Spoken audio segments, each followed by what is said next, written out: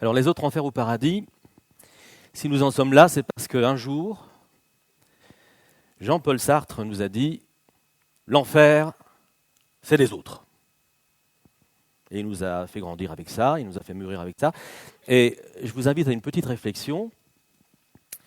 Est-ce que vous pensez qu'il est possible de prendre des enfants de 7 ans et de leur dire « La raison du plus fort est toujours la meilleure » ou « Tout flatteur vit aux dépens de celui qui l'écoute » et de leur dire « Tiens, vas-y mon petit, va grandir avec ça maintenant ». Ce serait pas bien. Bon, il y a des pays où ça se fait encore, mais ce serait vraiment pas bien. Alors, cette loi-là, on nous l'injecte à un âge assez avancé, vers 17, 18 ans. Mais l'enfer, c'est les autres, ça nous demande quand même, ensuite, une fois qu'on a appris ça, ça nous demande on doit fonder une famille, on doit trouver du travail, on doit faire quand même beaucoup de choses, tout en nous baladant avec cette idée dans la tête qui a quand même été germée à l'école. Alors,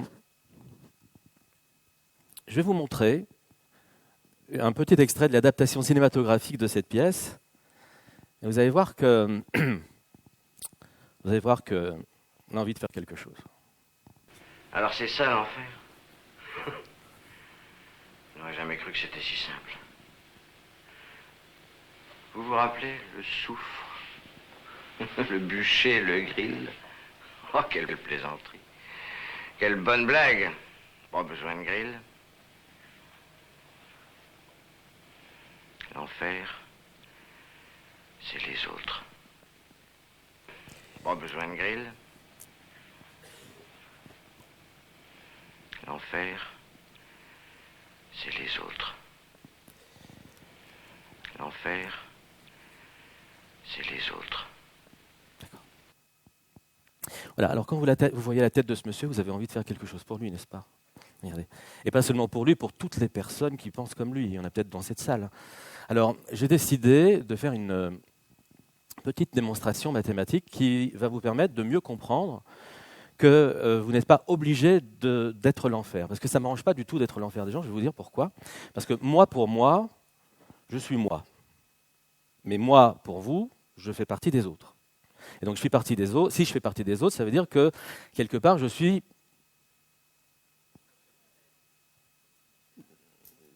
l'enfer. D'accord ? Je ne suis pas sûr d'avoir été bien suivi. Alors voilà, donc comme je n'ai pas du tout envie d'être votre enfer, j'ai monté cette équation mathématique. Alors je vous préviens, au début, elle était beaucoup plus dure que ça. Je l'ai raccourcie un maximum. Est-ce que quelqu'un d'ailleurs qui est dans cette salle a envie de venir l'expliquer? Je l'ai simplifiée, elle a été réduite. Non? Bah, autant pour moi, je vais la faire. Alors, de toute façon, c'était prévu. Donc voilà, vous voyez que l'enfer apparaît à différents endroits. Hein. Et en fait, l'idée, c'est quoi? C'est que vous savez que de temps en temps, nous ne sommes pas forcément l'autre. Hein. J'ai dit tout à l'heure que moi, je pouvais être l'autre, mais je ne suis pas toujours l'autre. Parce qu'on a parlé, vous voyez, vous avez vu dans les vidéos de tout à l'heure, on a parlé de ce moment où nous pouvions être une unité. Hein. Nous étions les uns avec les autres, interconnectés. Hein. Mais des fois, il y a des problèmes de réseau. Et quand nous ne sommes pas interconnectés, donc là, je me suis arrangé pour être de temps en temps l'un, de temps en temps vous-même, connecté à vous-même de temps en temps l'autre. Et après, je me suis dit, eh bien, quand je suis l'autre, je vais m'arranger pour ne pas être les autres. Je vais m'arranger pour être tout seul. Et comme Sartre a dit, l'enfer, c'est les autres, je suis tiré d'affaire. Voilà, je vous remercie beaucoup. C'est la fin de ce talk, c'était merveilleux. J'ai beaucoup apprécié vos réactions, c'était super. Hein. Qu'est-ce qu'il y a? Comment ça, non? Ben, tu m'as dit de faire court. Pas si court. Et qu'est-ce que je fais alors? Je raconte ma vie. J'ai 48 ans, je ne vais pas raconter ma vie en 15 minutes. Bon. Alors, puisque cette démonstration ne vous a pas convaincu, je vais vous parler d'autre chose. Est-ce que vous reconnaissez ce qu'il y a là? Une peau de banane? Non. C'est la photo d'une peau de banane. Donc, on va faire comme si c'était une peau de banane, d'accord? Alors voilà, je vais vous raconter l'histoire de la peau de banane. C'est une histoire que j'ai écrite il y a environ 2 ans, pour les 6 ans de la commémoration du décès de mon père. Il est décédé en 2007. Et en 2013, j'ai écrit un récit qui s'appelle La peau de banane, où je partageais avec mes lecteurs, j'ai un blog, donc je partageais avec mes lecteurs quelques morceaux choisis de la vie de ma vie avec mon père. Et ça commence comme ça. Lorsque j'étais petit, je devais avoir à peine 5 ans, mon père m'a dit « Si tu vois une peau de banane par terre, ramasse-la et jette-la dans une poubelle. » Si tu vois une peau de banane par terre, ramasse-la et jette-la dans une poubelle. Alors évidemment, au début, j'ai pris la peau de banane, je l'ai ramassée. Mais ce n'était pas parce que j'avais une très grande conscience de l'implication de mon acte. Je l'ai fait parce que je voulais faire plaisir à mon père. Je voulais être son paradis. Et en fait, tous les enfants ont envie de plaire à leurs parents et d'exister à travers leur regard. Je pense que vous êtes d'accord, au début de notre vie, en tout cas, ça se passe comme ça. Et ça se passait très bien parce qu'une fois que je terminais ma mission, je retournais prendre la main de mon père et mon père me caressait les doigts comme ça, tout doucement, pour me dire qu'il était content de moi, qu'il était fier, qu'il avait une très forte estime de moi, qu'il m'aimait, etc. Et encore aujourd'hui, lorsque je m'adresse à mes enfants et que je vois qu'ils me répondent, qu'ils me donnent une part de paradis, eh bien, je fais exactement la même chose avec eux, exactement le même geste. Et parfois, je le fais à moi-même aussi, ce geste, quand j'ai besoin de moi. Et quand je fais ce geste, je retrouve toutes les émotions que j'avais avec mon père. Pour les pros de la PNL, je ne sais pas si on a parmi nous, mais ça s'appelle un ancrage. Et donc, vous avez la possibilité, à n'importe quel moment, d'ancrer un geste qui va vous permettre ensuite de retrouver les mêmes émotions en reproduisant ce même geste. Je ne sais pas si mon père a lu des livres sur la PNL, mais je pense qu'il aurait pu inspirer beaucoup d'auteurs. Alors, à force de ramasser des pots de banane, je commençais à acquérir un pouvoir. Déjà, je ne le faisais pas uniquement pour faire plaisir à mon père, puisque je le faisais aussi hors de son regard. Au bout de 30, 40 pots de banane ramassés, je commençais à ramasser des pots de banane, mon père n'était pas forcément là, je regardais autour de moi, il y avait toujours des regards d'approbation autour de moi. Je me souviens de cette vieille qui m'a dit « Ah bah bravo mon petit, grâce à toi, je ne vais pas tomber sur cette peau de banane et j'aurais pu me faire très mal. » Je fais bien la petite vieille parce que je me suis entraîné quand même. Bon. Alors, j'avais donc un pouvoir, c'était celui de ramasser des pots de banane et je me suis rendu compte un jour en marchant avec un copain. Il s'appelait Erwan, on était dans une activité intellectuelle très très très évoluée puisqu'on classait les filles de la classe de la plus belle à la plus moche. Et pendant qu'on fait ça, on regarde la rue, évidemment, et moi, je vois une peau de banane briller au loin. Briller, comme ça. Alors, je me dis, bon, je vais la ramasser. Et là, Erwan fonce dessus. Dessus. Il glisse dessus, il se fait très mal. Il vit l'enfer pendant quelques jours. Et lorsque je lui demandais, mais enfin, Erwan, pourquoi tu as fait ça? Il me dit, bah, pourquoi j'ai fait ça? Tu crois que je l'ai vu, la peau de banane? Je lui dis, bien sûr que tu l'as vue. Elle brillait à 100 mètres. Il m'a dit, d'abord, une peau de banane, ça ne brille pas.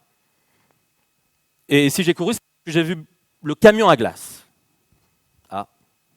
Je rentre voir mon père, je dis « Papa, je crois qu'Erwan est handicapé. Il ne voit pas briller les pots de banane. » Et c'est là que mon père m'a révélé mon pouvoir. Alors je lui dis « Mais papa, alors ça veut dire que si moi j'ai un pouvoir et qu'Erwan n'en a pas, ça veut dire qu'il est handicapé. » Il me dit « Non, parce qu'Erwan a aussi un pouvoir. Il voit briller les camions à glace. »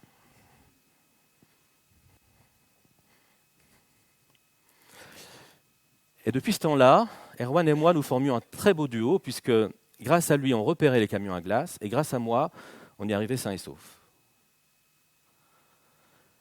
Plus sérieusement, je crois que si chacun agissait en harmonie avec ce qui le fait vibrer, nous pourrions construire un paradis sur Terre. Chacun son pouvoir.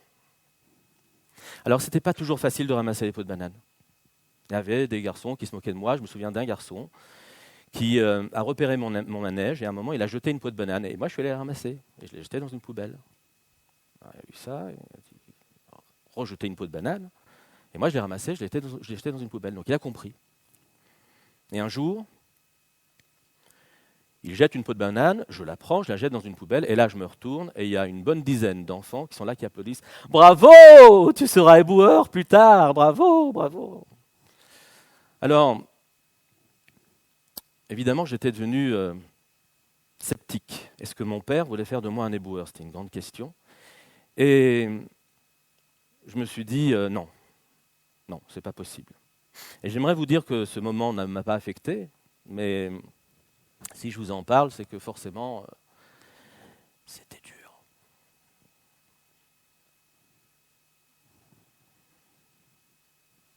Non, je vous fais marcher.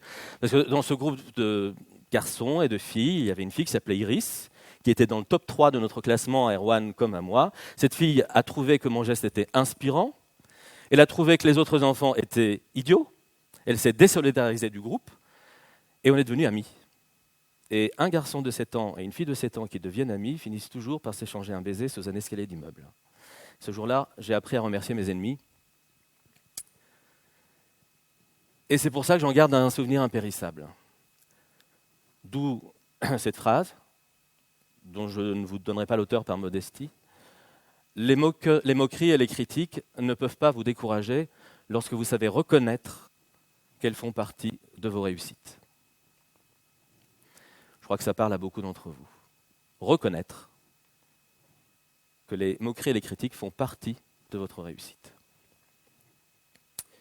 Alors le temps passe, on va faire un bond de 3 ans, j'ai 10 ans, et je suis expulsé de l'école. Je ne peux pas vous raconter pourquoi, parce que j'ai peu de temps, mais éventuellement on pourrait en reparler après. Mais globalement, je me suis bagarré avec un copain, et puis voilà, je me suis retrouvé expulsé de l'école pendant 3 jours. Mon père décide de me faire travailler dans son atelier. Et là, je me rends compte à quel point, en dehors de l'école, on apprend des choses qui sont essentielles pour l'école. Par exemple, j'ai appris à mieux calculer mentalement, parce que mon père était imprimeur. Il avait besoin de faire des calculs pour découper les feuilles de différents formats. J'ai appris aussi à comprendre l'intérêt, la valeur de l'orthographe, puisqu'il était relativement mal vu pour un imprimeur de faire une faute d'orthographe. J'ai appris aussi à mémoriser, j'ai appris aussi à communiquer, puisque les clients qui venaient, je devais les faire patienter des fois, et puis je voyais mon père communiquer avec eux, et j'avais beaucoup d'admiration parce qu'en 48 ans, je n'ai jamais vu quelqu'un d'aussi efficace que mon père. Et pourtant, je vois beaucoup de monde. Je crois que ce qui nous manque à l'école, c'est le sentiment d'utilité. Nous travaillons à l'école avec le sentiment que ce que nous faisons ne sert à rien. D'ailleurs, vous avez peut-être des enfants qui vous disent « les identités remarquables, mais en fait, ça ne sert à rien ». Et quand ils vous disent « ça ne sert à rien », ça veut dire « mais je sers à rien ». Si je fais ça, je ne sers à rien. Par contre, si on arrivait à leur expliquer à quoi ça pouvait servir après, si on arrivait à leur montrer que les clients viennent, qu'ils sont contents, alors les clients ou autre chose, mais qu'ils sont là, qu'ils sont contents, qu'ils voient le résultat du travail, à ce moment-là, je pense que la tête de cette jeune fille, qui me fait penser à Iris globalement, la tête de cette jeune fille changerait d'attitude. Alors voilà un peu le genre de choses qu'on faisait chez mon père. Par exemple, ici, vous avez ce qu'on appelle un composteur. Et là, vous avez des petites lettres en fonte. On les prend, d'ailleurs, c'est pour ça que ça s'appelle des fontes, ce n'est pas une plaisanterie, c'est en plomb. Et donc, elles ont été fondues, ça s'appelle des fontes, et on les place à l'intérieur du composteur pour faire des cartes de visite, des cartons d'invitation, etc., etc. Et j'en ai fait une pendant ces 3 jours d'expulsion. Mon père m'a dit je commence, tu finis.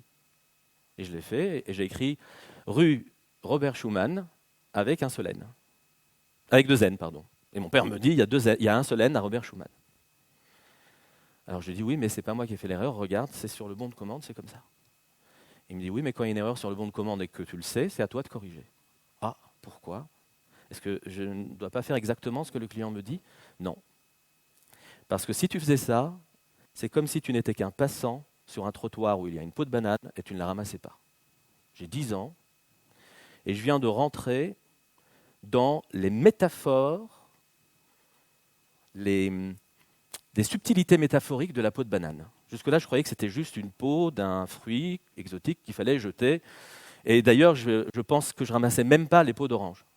Mais alors, là, d'un seul coup, mon père me dit, tout ce qui représente un piège, tout ce qui peut faire que les gens vont se tromper, qu'ils pourraient tomber, qu'ils pourraient se faire mal, comme Erwan s'est fait mal, eh bien, à ce moment-là, si tu as la possibilité de le faire, tu agis. Je voudrais vous montrer aussi, alors ça c'est plus par nostalgie, voilà, c'est la machine à imprimer de mon père. Une fois qu'on avait fini de composer, on pouvait la lancer et ça faisait ce bruit.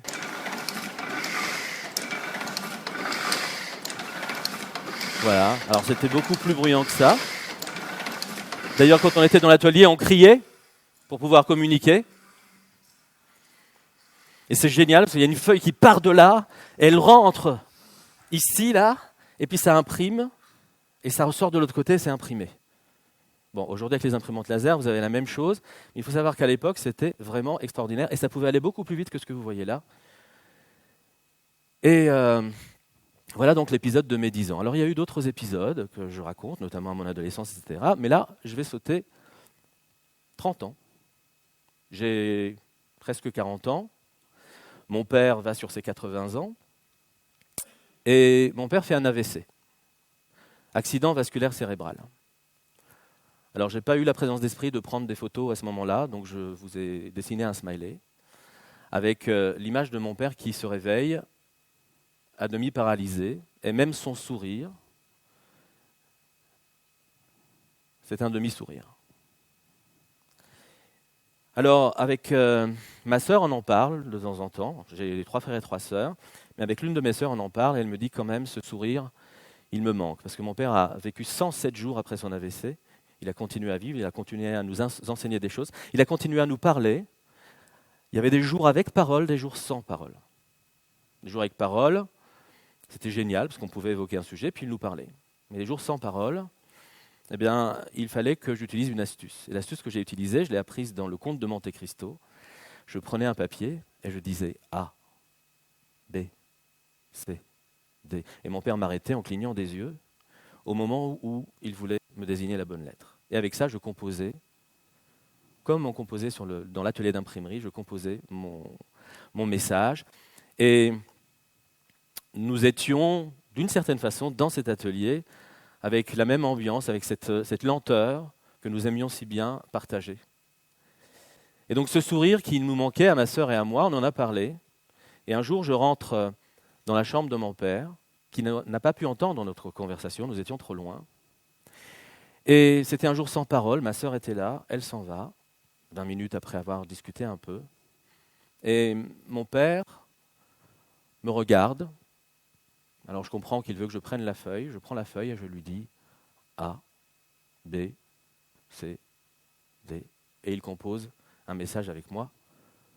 Voilà le message. Alors je ne sais pas comment il a fait, parce qu'il n'a pas pu nous entendre. Je ne sais pas comment il a fait, il a peut-être senti quelque chose. Ou alors peut-être que le cerveau humain est capable de développer des aptitudes et d'entendre dans les couloirs des hôpitaux où il y a beaucoup de bruit alors qu'on est enfermé dans une chambre. Je ne sais pas. Mais en tout cas, il a senti quelque chose. Et il m'a dit, regarde le côté qui sourit. Alors j'ai fait quelque chose qui pourrait vous paraître irrévérencieux. J'ai fait ça. J'ai pris la feuille et je l'ai posée sur la partie disgracieuse du sourire de mon père. Et là, mon père a fait un grand sourire, un énorme sourire. Il m'a offert un sourire que j'ai pu compléter. Regardez, vous pouvez essayer, par symétrie. Vous complétez et vous avez un sourire intègre. On oublie la partie disgracieuse. J'ai appris ce jour-là, parce que je m'intéressais déjà à quelques handicapés, quelques handicaps. J'ai appris ce jour-là que lorsqu'un handicapé, et en particulier lorsqu'un hémiplégique vous donne la moitié d'un sourire, il vous donne tout ce qu'il a. Et à partir du moment où j'ai compris ça, j'étais toujours en quête de compléter l'intention des handicapés. Lorsqu'un handicapé essaye de vous dire quelque chose et qu'il n'y arrive pas, il a une intention pure. Le fait qu'il n'y arrive pas, le fait que ce ne soit pas joli, le fait que ce ne soit pas complet, ça n'a aucune importance. Si vous n'arrivez pas à compléter vous-même avec votre esprit, alors il y a 2 handicapés dans la salle. Si vous arrivez à compléter le sourire comme ceci, quitte à utiliser des techniques bizarres, irrévérencieuses, etc., eh bien à ce moment-là, il y a 2 personnes valides dans la salle.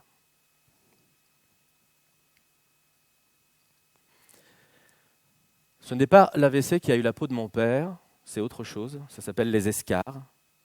Lorsqu'on est longtemps allongé sur un matelas, la peau a tendance à se nécroser et les nécroses gagnent du terrain. C'est un peu comme sur les cadavres, excusez-moi Ça paraît morbide, mais c'est un peu comme sur les cadavres, la mort prend du terrain sur le corps. Et malheureusement, pendant que mon père était à l'hôpital, aucune des personnes de l'hôpital ne nous a dit qu'il y avait des solutions et que nous pouvions utiliser ces solutions. Je pense qu'ils avaient peur qu'on leur crie dessus parce que certaines choses, comme ceci par exemple, n'est pas toujours remboursée par la sécurité sociale.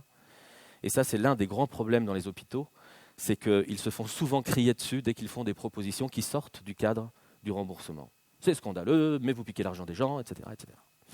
Évidemment, ce n'était pas dans notre dynamique, mais ils ne nous en ont pas parlé. Ils ne nous ont pas non plus dit qu'il fallait masser les pieds des personnes qui sont alitées. Et surtout qu'il ne fallait surtout pas que le talon reste sur le matelas. Tout ça, ça forme des escarres. Le sang se coagule pratiquement sur le matelas. Vous avez qu'à essayer d'imaginer 3 semaines, 4 semaines d'affilée sans bouger sur un matelas relativement dur. Avec ce genre de choses, on a la possibilité d'éviter les escarres. Il y a des hôpitaux comme la Pitié-Salpêtrière à Paris où on retourne les patients toutes les heures pour les masser. On leur masse intégralement l'ensemble du corps. Donc les escarres ne se forment pas. Peu d'hôpitaux font ça. La plupart du temps, on vous propose un matelas anti-escarre et parfois on ne vous le propose même pas. C'est à vous de faire la demande.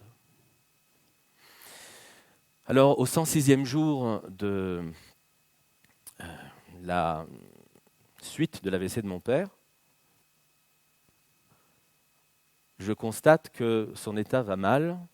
Je pose la question à mon frère qui avait toujours gardé espoir et lui aussi a le même sentiment. Donc là, on se sent très mal tous les deux. Mon frère s'en va désespéré, moi je m'en vais aussi.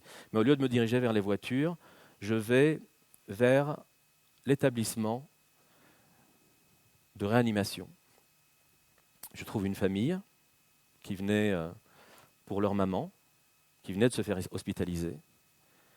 Je parle à l'aîné et je lui explique.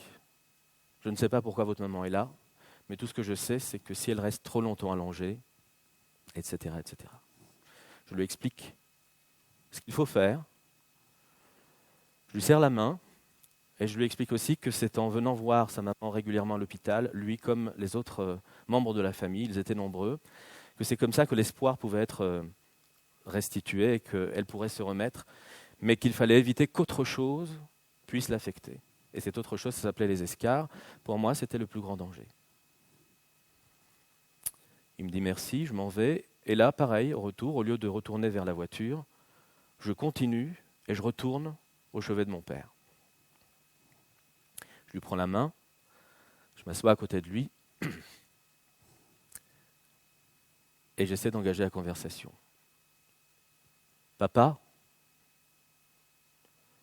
Mon père ne bouge pas, ça faisait 1 semaine qu'il ne bougeait plus. Pas un cil, pas un coin de bouche, rien. Papa ? Toujours rien. 2e tentative, 2e frustration. Aucun mouvement. Je m'apprête à partir et puis je me dis finis ta phrase. Je reprends sa main et je lui dis papa, j'ai ramassé une peau de banane aujourd'hui. Dans les 2 secondes qui ont suivi, mon père a commencé à me caresser les doigts, comme lorsque j'avais 5 ans. L'ancrage dont je vous parlais tout à l'heure n'était pas seulement un ancrage pour moi, c'était aussi un ancrage pour lui. Et à chaque fois que mon père était fier de moi, il y avait quelque chose qui était plus fort que la maladie, que la physiologie, que tout ce qu'on pouvait imaginer, que tout ce que les médecins pouvaient imaginer. Le lendemain, mon père est décédé. Nous avons fait le nécessaire, nous avons eu une période de deuil importante. Et j'aurais voulu, je pensais au départ terminer mon talk sur cette peau de banane qu'on appelle les escarres. Mais récemment, je suis tombé sur une vidéo de David Lefrançois, c'est un coach, qui a fait de l'AVC, de l'accident vasculaire cérébral, son cheval de bataille. Et il donne 4 conseils à partir du moment où vous soupçonnez un AVC. Alors comment soupçonner un AVC ? Eh bien, la personne se sent bizarre, elle a mal à la tête, elle a des vertiges, elle mange, elle ne sent pas le goût de ses aliments, elle a éventuellement la vue qui est brouillée, etc.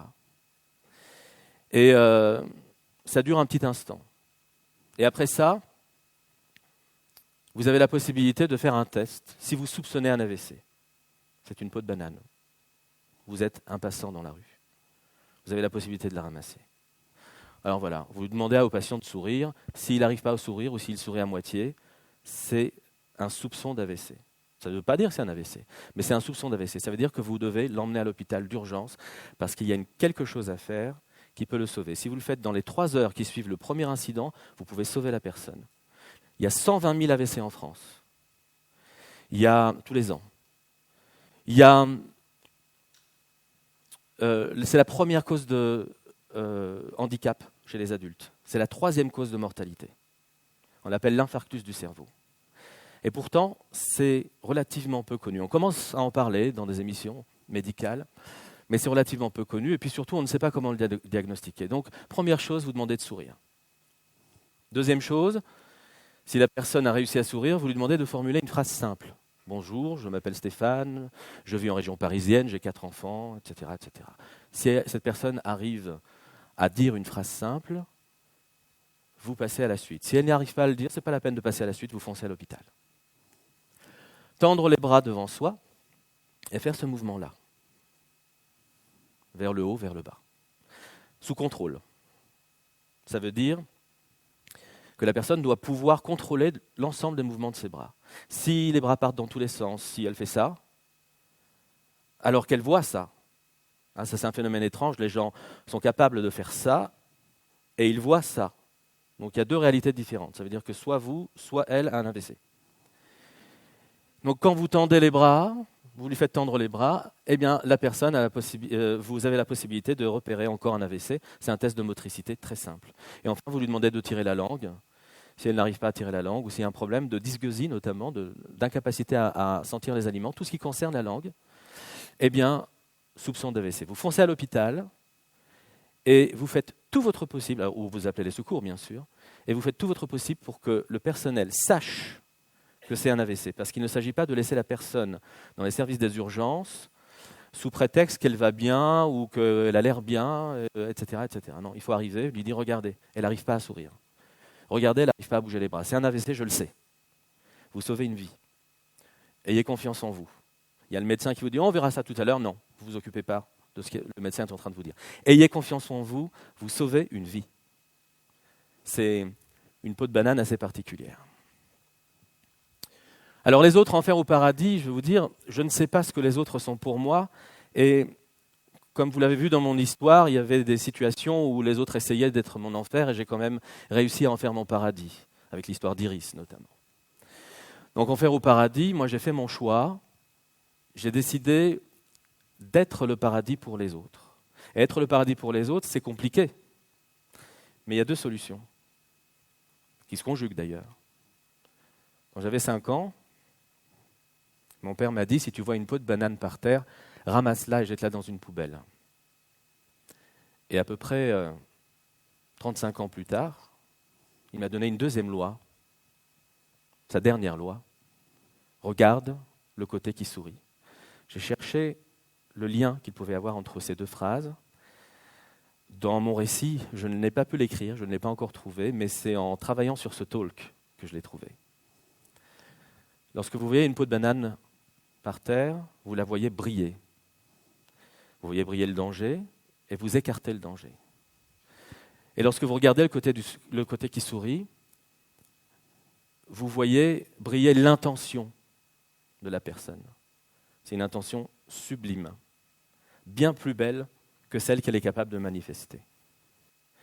Alors pour être le paradis des autres, moi j'ai juste une formule.